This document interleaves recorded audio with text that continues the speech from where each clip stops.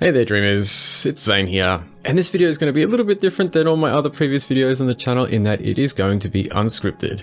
It's going to be a bit more casual and me just essentially talking to you, the audience. And the purpose of the video is just to briefly revisit my interpretation of the Muesli Bar Box. There was a certain part of that interpretation that I wasn't really happy with, and that was to do with the old man.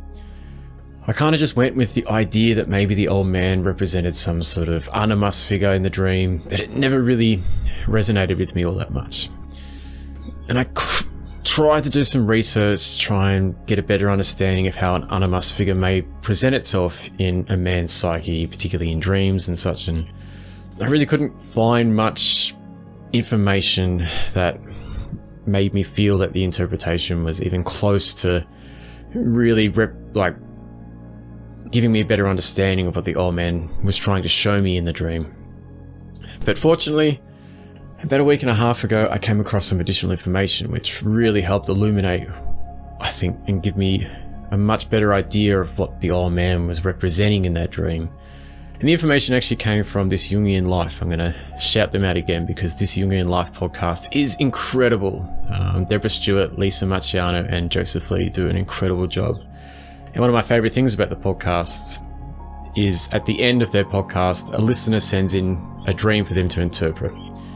And it's actually really helped me on my journey to sort of give me a better idea of how to approach my dreams and just a whole range of ideas and interpretations. And obviously they're very knowledgeable in Jungian psychology, but also in mythology, theology, and fairy tales.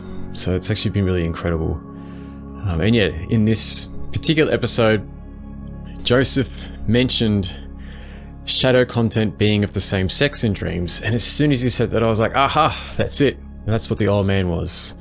He was obviously representing some sort of shadow content, you know, he was disheveled and unsavory and, you know, wishing me an ill intent. You know, he was kind of like yuck. I didn't want anything to do with him. And, you know, and even when I was engaging with the old crone, who then becomes my anima, it's almost like he reluctantly slinks off into the shadows, and he kind of slinks off into the shadows almost as if he's still sort of present but just out of sight for the time being, which then also gave me a bit more insight as to when I'm about to leave the room with my anima, that she's terrified and cautions me that she's been followed.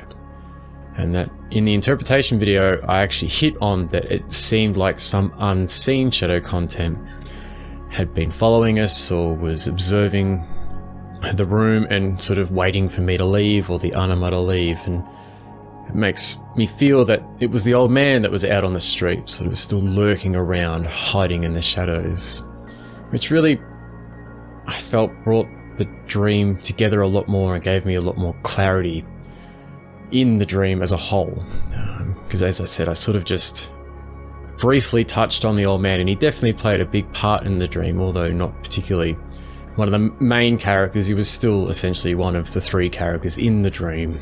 And yeah, so just wanted to do a quick video just to sort of touch on that, and in the future I may try and do a few more of these videos and stuff like that, just to make it a bit more casual and me talking to the audience. And you know, I'm still very early on in this journey and have a lot to learn myself, and I'm sure I'm going to make a whole lot of mistakes and sort of miss a whole lot of things along the way, but you know, I hope you'll be patient with me. And as always, I wish you all a deep sleep with insightful dreams.